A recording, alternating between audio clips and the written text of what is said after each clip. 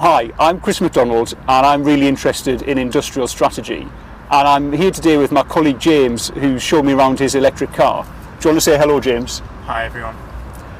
So James has got an electric car, and electric vehicles are something that I know all of us are interested in because we know we need to move away from petrol and diesel vehicles. But in the last video blog that I did, I got a comment back from Keith Walker, and he said he was really concerned about the infrastructure that's required for electric vehicles and whether it's really practical to install it. And this is a real problem. Most people in the UK live in flats or terraced houses, and having off-road parking and off-road charging just isn't really practical. But I've got another concern as well, and that's about the materials that we use for electric vehicles. So that the batteries and so on require lithium and cobalt, which aren't in great supply. And in fact, if we look at the ambitions for European countries for electric vehicles in their industrial strategies, we can see if all of those countries achieve their industrial strategy by 2030, we would exhaust the world's supply of lithium within 5 years and of cobalt within 12 months. Well, this doesn't seem to me to be a very environmentally sustainable solution to the climate crisis, but there are things we can do about it. So we can look at resource efficiency, so reducing the amount of materials we use. We can look at other battery technologies.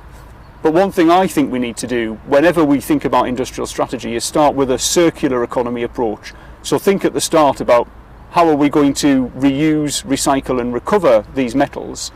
Doing this is going to require some innovation, but it will lead to new industry and new jobs and a more environmentally sustainable approach as well. But another thing we can do is look at other technologies, and one great alternative technology to electric vehicles is hydrogen.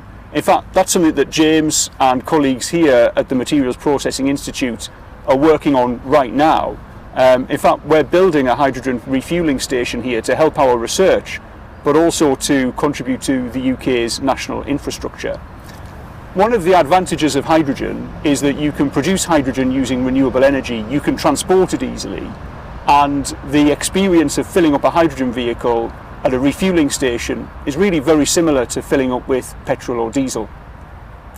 So you know, what I'm really interested in is industrial strategy, but it's also that practical bit of industrial strategy, not just the ambition or the technology, but how do we really implement it?